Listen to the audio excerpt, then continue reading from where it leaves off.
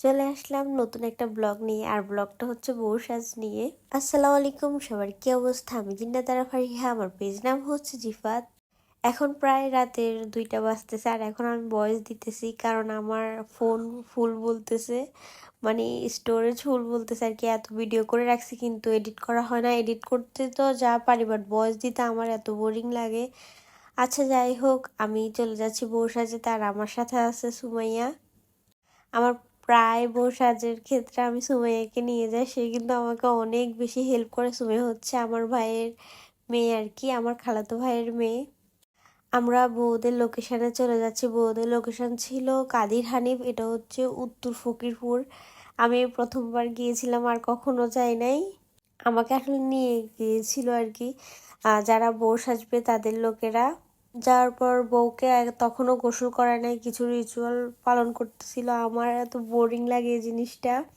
আর এই হচ্ছে বউয়ের গয়না গাটি জুতা আর বউয়ের বিফোর লুক আফটার লুক দেখাচ্ছি।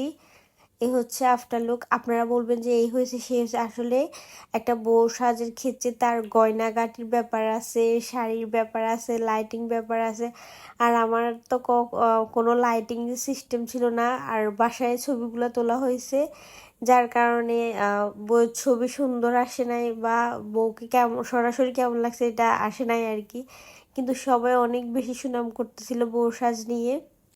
এই যে আমি তারপর কমিউনিটি সেন্টারে চলে আসছি। আমি বাসায় চলে যাইতে চাইছি কিন্তু আপুরা আমাকে জোর করে কমিউনিটি সেন্টারে নিয়ে আসছিল। আসার পরে এই যে খাইতে বসে গিয়েছিলাম, খাবার দিতে লেট হচ্ছিল তাই আমি সালাদ খাচ্ছিলাম। আর এই বাচ্চাটা কি যে সুন্দর, ওকে আমার এত মায়া লাগছে। এই যে বরপক্ষে চলে আসছে, বরপক্ষে চলে আসার পর বিয়ের কাজ চলছিল আর আমি এই ফাঁকে খেয়ে নিচ্ছি। আমি বিয়ের বাড়ির রোস্ট অনেক বেশি পছন্দ করি, আর গরুর মাংস। আর ভর্তাটা এত মজা হয়েছিল, আমি ভর্তা, গরুর মাংস আর রোস্ট দিয়ে ভাতটা খাইছি। আর এই হচ্ছে আমার পেমেন্টটা। আর বসাজ হয়তো অনেকে খারাপ লাগবে কিন্তু আমি একটা কথা বলি, আমি কোনো এডিট বা লাইটিং সিস্টেম টিস্টেম করি না। এটা হচ্ছে রিয়েল পিক। আল্লাহ হাফেজ।